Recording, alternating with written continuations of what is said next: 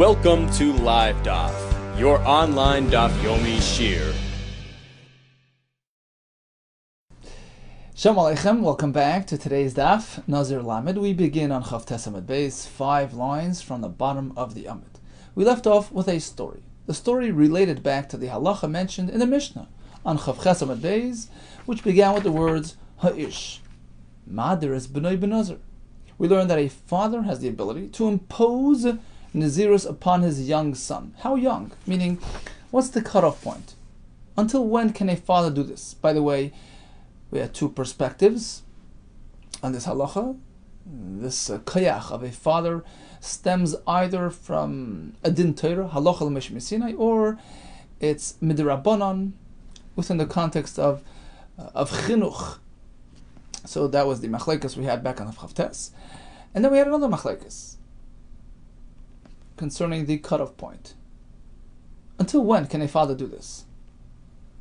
Rebbe says, well, when he turns adult, when he has shtei sa'aros, he produces those two mature hairs, so he's already an adult, he's bar mitzvah, and that's the cutoff point. According to Rabbi Yehuda, it's even earlier, even before that, a year prior to adulthood. That's called muflah hasamach le'ish. Once he hits 12 years old, he has enough independence in terms of being able to create his own nidarim. He's no longer bound to his father in terms of nidarim and nazirus, which is a form of neder as well. So what happens once he hits that point? Father can no longer initiate this process.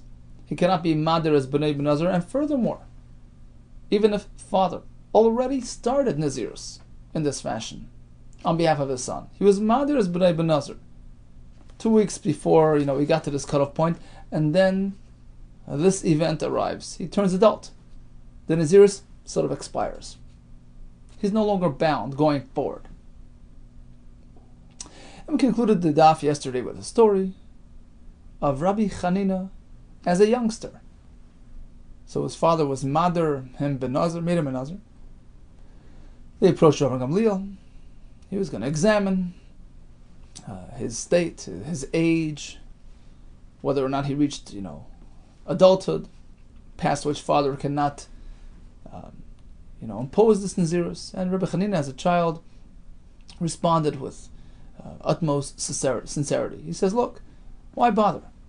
Either this or that. Either it's my father's nazirus, that's if I'm young enough, or you know what? If I'm past that point, I'll do it on my own account. Either way, I'm a nazir, not to worry." Rabbi Gamliel, upon hearing this statement, was very impressed, and he prophesied that the child will end up being a leader, a moira hara, and that's what happened. The Gemara today goes back and we'll try to analyze this declaration made by Rabbi Chanina as a child. Now he says, "Look, either I'm a child, do it on account of my father. If I'm already a gadol, then I'll be a nazir on account of myself." So, in terms of defining the term katan and gadol, we have two approaches. Rebbe's shita, which is before and post adulthood. We have Rabbi Yasi, but Rabbi Yehuda, who learns katan and gadol differently, pre and post the oinas nedarim, before 12 and past 12.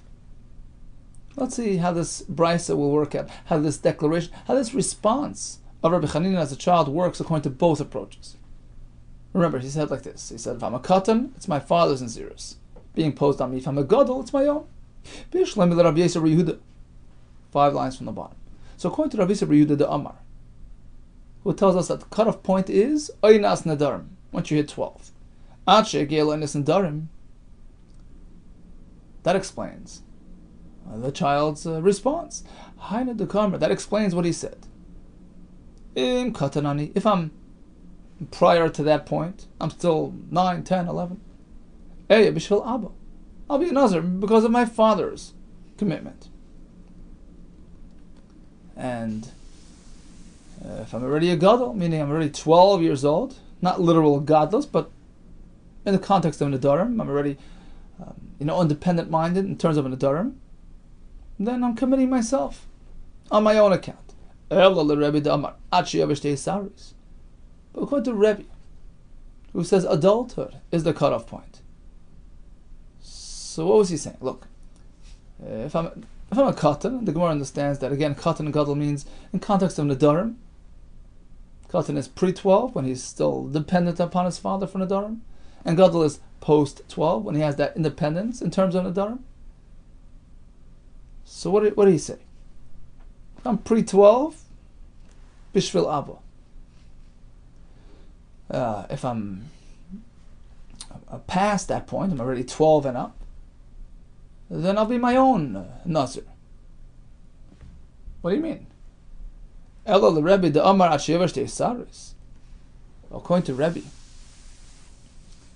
that a father can impose Nazirus on his son until he turns fully adult. So what did the child mean when he said, I'm ready a gadol, which means in terms of Nadarim, I have already that independence. I'm 12 years old. I'll be my own Nazir. That's not so. He's still bound to his father's Nazirus because he's still pre-bar mitzvah. And bar mitzvah is a trigger date. He's still under his father's control and his father's jurisdiction in terms of Nadarim. So Taisus explains that the Gemara understood that katan and gadol, in the context of this discussion, pertains to, the way it pertains to Nadarim. I'm young enough where I cannot make my own Nadarim. I'm not yet 12. Gadol means I'm old enough to make my own Nadarim. But according to Rebbe, even when he's 12 years old and can still make his own Nadarim, but until he turns bar mitzvah, father's Nazir still applies. What was he saying? If I'm a gadol, I'll be my own. He's still his father's child at that point, in terms of Nazirus. And the Gemara switches that. Ella, you're right. The Amar, ahei bishvel abba, ahei bishvel atzmi. We're switching it, meaning according to Rebbe, you're right, katan means before bar mitzvah, in which case he's under his father's control, in terms of everything and in terms of Nadarim. And gadol means he's an adult. He's bar mitzvah. In which case, ehei bishvel atzmi, I'm committing myself. Okay, so according to Rabbi Yehuda, katan and gadol are the two sides of the oinas Nadarim, before 12 and after 12. According to Rebbe, before adulthood, after adulthood. Now the Gemara asks an interesting question. Rabbi Chanina was trying to spare Rabbi Gamliel, the effort, the exertion to be baidik him. Why bother? Either way, I'm okay. Either I'm my father's child or I'm my own person. Either way, I'm a Nazir. Don't check for the, shtei saras. Don't worry if I'm an adult. How does that work? True. If it turns out that he was an adult before we started, if he's already an adult now, Kaim benazirus delay. So truthfully, he's being his own Nazir. Okay, that works. Ulu basayif, if it turns out that the Shtei Saras only arrived later, after he finished his 30-day Nazirus, that's also fine. It's also safe territory. Why? Because Kaim bin Zirus Avu, in which case the Nazirus which he observed prior to discovering the Shtei Saras occurred when he was still a child, under his father's control. Problem is, there's always a chance that the Shtei Saras surfaced right in the middle of his Nazirus. Nishtahin and Nishtaher. V'yaisi b'mitzi, but why wasn't he concerned about the chance, about the possibility of the Shtei Saras coming right in the middle of the 30 days? What happened? Then you're really stuck. Of course he had to check. Of course he had to confirm his status. How can he take such a chance? Right? Again, if the child's an adult already now, fine. So he's accepting Nazirus upon himself. That's what he said. Either this or that. If he's still a youngster now, and he become a gadol later, okay, so it's on account of his father. But if it's right in the middle, half on this side of the border, half on the other side, that's not a true Nazir. his father's kayach of Nazirus only extends until he becomes an adult, 2 weeks down the road, at which point it's over. It expires. So even if he picks it up and completes the next 2 weeks by his own account, on account of his own commitment, it's not going to connect. It's not going to be mitzaref. It's not one continuous experience. It's not one Nazirus. Says the Gemara, Yehuda. Now, according to Rabbi Yossi, this wouldn't be a kash. He says that the cutoff point is Oynas Nedarim, 12 years old. So then, it can work. Because even if he turns 12 right in the middle of his 30-day Nazirus, but he's not yet a real independent adult. Still a katan. So we can understand that the father's Nazirus, which began before he turned 12, just continues into the 12th year as well. Even though theoretically he can make his own neder. At this point he has that independence, but once he started his father's Nazirus, the Nazirus which came on account of his father's commitment, once he's into that track, you just play it out till the end. So turning 12 doesn't obstruct that. According to Rebbe, that godless denotes adulthood. Michael and Mimar, what are we going to do then if he turned adult right in the middle of his 30-day Nazirus? The answer is you're right. Amri, the response to this question is, L'Rebbe lekatakanta, according to Rebbe Shita, there's no solution unless he keeps 60 days of Nazirus. Then we know we're safe. Adi Yosef, delay until he keeps 30 for himself on account of his own commitment. Yosef Davui. And likewise, he finishes the full 30 term on account of his father. So basically what he had to do is keep on going. Finish first the first 30, just in case he's still, a katan, and then do another 30, just in case he turned a gadol right in the middle of that first 30, which pretty much disrupts it. So now he's going to keep another 30 on account of his own chiyuv. So basically, if you keep 60 from today going forward, you covered all the bases, all possibilities. Continues the mission. So we discussed that father-son connection. So in a related sense, we have ha'ish megaleach al nazirus aviv. Likewise, a son, an adult, son who became a nazir. Sometimes a son can actually tap in to his father's nazir fund, money separate, designated towards purchase of father's karbanis nazir, if he was a nazir. Sometimes the son could tap into it if it's not needed by his father. Vein isha megalachas al nazirus avia, but a daughter can't do the same thing with her father's money. We'll see in the Gemara why this is so. Ketzad, how does this play out? It doesn't apply to all instances. It's a very limited, specific halach. Mishaya aviv nazir. So Mr. Father was a nazir. Vehefresh ma'is setumim al nazirusay, saved up,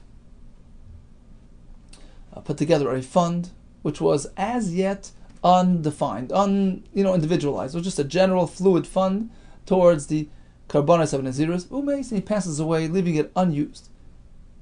V'amar, son gets up and says, you know what, I want to take over. Hareini nazir almanas shagalech almois abba. I'll be a nazir on condition I can tap into my father's nazir fund. He can do that. That is the Tanakama's version of this halacha. Amar Rabbi Yossi disagrees. Harei elu yipul and davar. No. In this case, where son just arrived on the scene after father's passing, you can't tap into that money. That money goes l'nadava, shipped to the Beis Hamikdash, used to purchase korbanos oila to keep the mizbeach active. Ein ze megalech al nizirus aviv. On this case, we don't apply the halacha of megalech al nizirus aviv. Ei ze husha megalech al nizirus aviv. In which case, can a son tap into father's Nazirus fund? It was a joint project between father and son. Mishayahu ve'aviv Nazirim.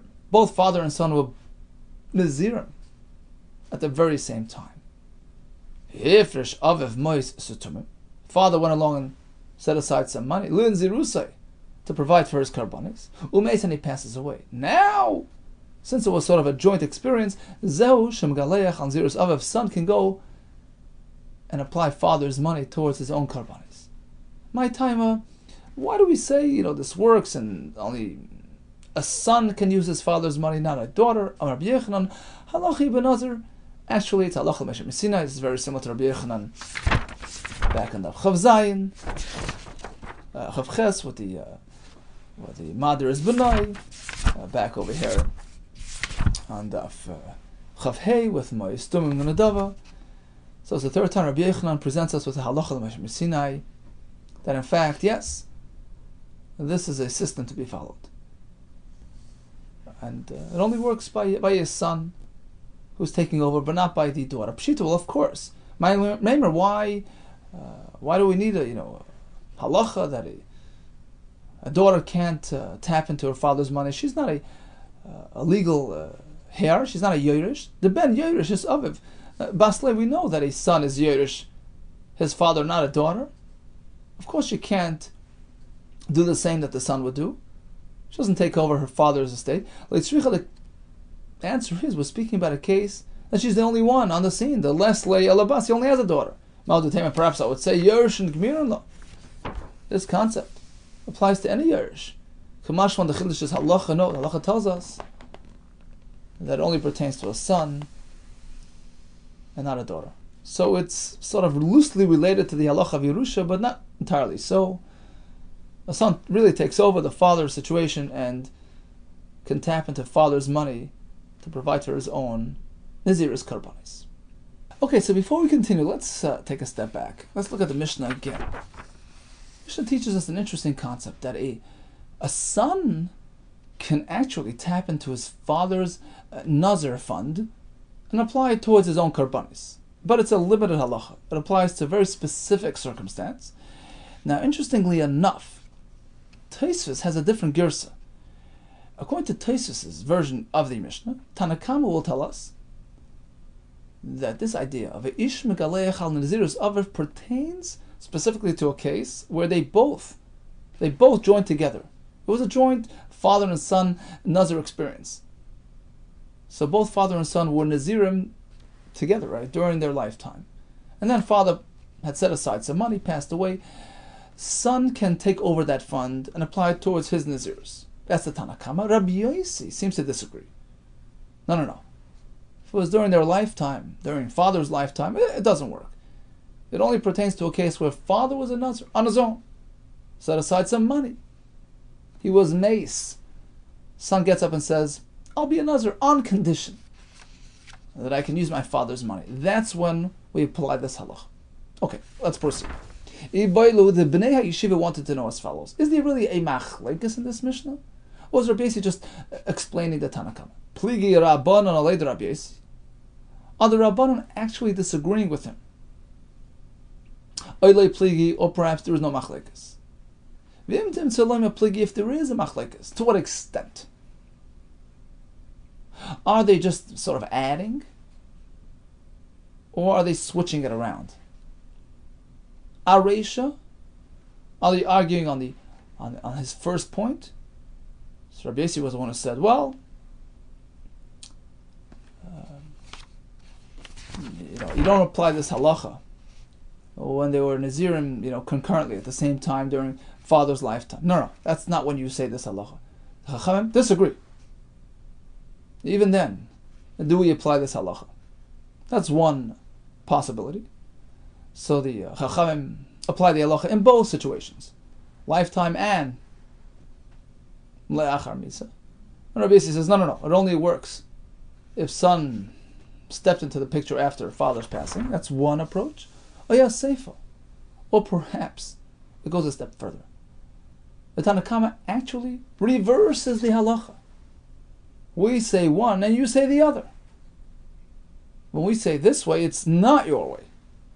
We hold it's only me'echayim, but not la'achar misa, as opposed to you, who holds just the opposite. It only works when son stepped in la'achar misa, but not me'echayim. Alright, so two ways to look at it. Again, we have a Mishnah where father set aside money, son is going to pick up that fund and use it towards his own nazirus. Tanna Kama speaks about them both being Nazir at the same time, and then father passes away, son picks up the fund. Rabbi Yossi says, no. It only works if son walked in after father's passing. Now what does Tanna Kama hold? Only Michayim and not Lachar Misa, or it applies to both situations? Tashma, we're going to prove that Tanna Kama holds it applies to all situations. Whether a son joined father during his lifetime or son came after father's passing. Tashma. In what case do we say a son can actually use father's money to sponsor his karbanis? This is Rabbi Yossi speaking. Mishaya Aviv Nazir. Father was a Nazir. If Aviv Mois and Zerusa, and father set aside a Nazir fund towards sponsorship of his karbanis, Nazir Mason, he passes away, Va'amar, and son walks into the picture and he says, you know what, I want to be a Nazir, I want to sort of perpetuate his good deeds. Va'amar Hareini Nazir, I'll be a Nazir, al manas, on condition that I can use my father's sponsorship. Hareini Nazir al manas shegalech al mois abba. Zehu, this is the only instance that a son indeed can use father's money. This is Rabbi Yossi speaking. Okay? Achar Misa only. As opposed to a case where both father and son were Nazirim at the same time, and father set aside money towards purchase of his karbanis, so Mason he passes away. No. In this case, son cannot pick that up. So according to Rabbi Yossi, it's specific to Achar Misa. But the Rabbanan disagree. They hold that it applies to this case as well. Rabbi Lezer, Rabbi Meir, Rabbi Yehuda Amru. No, Zeu Shemgalech Al Mois Aviv. It applies to this case as well. So according to the Chachamim here, you could be Megalech on Zirus Aviv, whether they were Nazirim at the same time, or whether son walked in La'achar Misa, you can pick up and use your father's Nazir fund towards your karbanis. Boy Rab, here comes an interesting question. So son can use father's money. And we explained before it's loosely related to the concept of Yerusha. But how closely related is it? Is it really going to follow the is it going to be packaged like Yerusha or not? Let's say he has two sons. Father left behind two sons, are both Nazirim. How does it work now? Do we have the Halach al-Moshe Messina, which teaches us that first one in wins? Kol de kadim migaleach. Kol de kalam galach, whatever the gersa is, the point is, first one in wins. So the first fellow who took the money, he gets it. Or shall we say, well, it's like Yerusha. You can't grab it. There's a system to follow. Yerusha, Gemirinla. It was taught like Yerusha. It's packaged like Yerusha. Upalgahavi. Two sons, well, 50-50, like Yerusha. But Rava furthermore asked Rava, B'chara Pashat Mai. Typically we know a firstborn gets a double portion. So we have a B'char, we have a ordinary son, a Pashat. Mai, how do they allocate this fund? Well, is it, just halacha Moshe Sinai? The son can tap into father's money. It's not really technically a Yerusha. Therefore, his right, his access to this fund for use towards his giluach,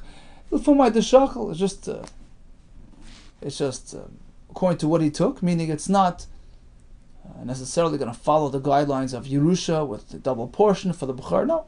Or it is Yerusha. We treat it like a regular inheritance. Just like a B'char gets double pay by Yerusha. Here as well, by Giluach, Al Mo'is Abba, he'll get double pay. If we follow this route, that it's meant to pattern the model of Yerusha,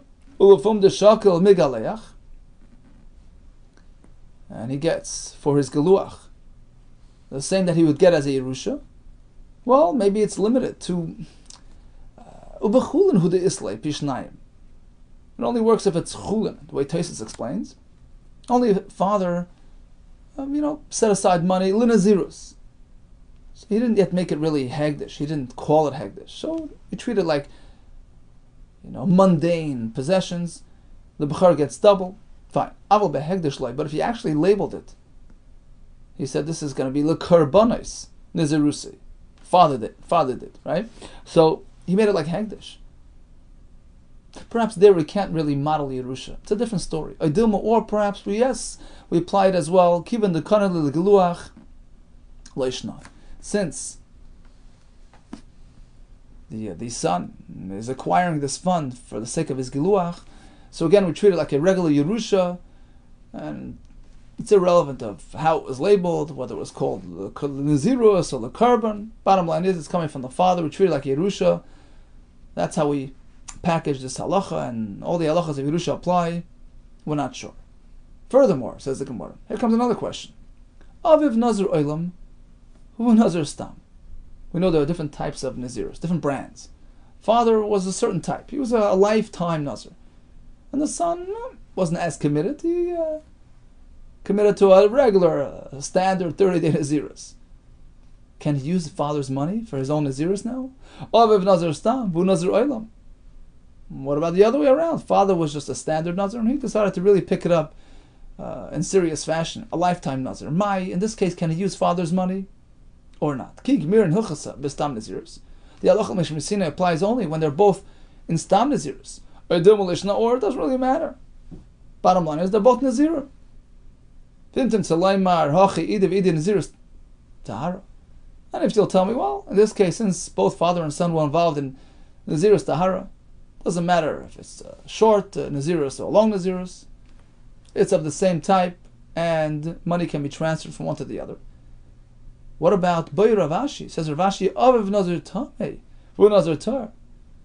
What if father, set aside money for karbanos when he became Tamei? And he, son, is now a Nazir Tar. Can he use those funds? Aviv Nazir Tar, Hu Nazir Tamei. The other way around. Father was a Nazir Tar and set aside money for his karbanos, standard karbanos. Son became a Nazir Tamei. Can he use that fund? Take it, we'll leave it unresolved. Hadran Allah, Misha Amar. Okay, let's briefly recap today's daf. We had a story of Reb Chanina as a child, whose father imposed Nazirus on him. They came to Rav Gamliel to check him out. Chanina says, don't worry, either way I'm okay. Either I'm my father's child, I'll be a Nazir on account of him, or I'll just accept it upon myself. He was very impressed with the child's sincerity. He promised he'll be a Moira Heira. He ended up being a great leader. The Gemara worked out the story based on the various shittos in terms of the cutoff point of father's jurisdiction. Is it Shtei Saris or Oinas Nidar? Proceeded to the Mishnah of a son being Megaleach. Megaleach here means he's going to sponsor his karbanos at the end of his Nazirus by using his father's Nazirus money. Only works by the Ish, not by the Isha. According to Rabbi Yechon, it's halacha Mishmar, which is sort of lightly patterned after the Yerusha model. We have two possible scenarios. Father and son were both Nazirim at the same time. Father passed away, son wants to pick up the fund, or father was a Nazir, passed away now. Son steps in, becomes a Nazir on account of his father's money. According to Rabbi Yossi, only works in that lifetime situation. According to the Rabbanan, it works in both types of situations. How closely does it? How closely is it meant to pattern? Is it meant to model Yerusha? What happens if there are two sons? What happens if there's a Bechar and a Pashut? What happens if the father and son undertook slightly different types of Nazirus? He was a Stam, he was an Olam. What if one is Tar, one is Tamei? On all these questions, we leave off with Teku. Tishbi, Yatares, Kushis, Vabayis, V'karav Yameinu Amin. All the best to you. Atzlacha Rabba, Psuras Tovas, Aleinu, Al Kol Yisrael, Gemar Chasim Tova.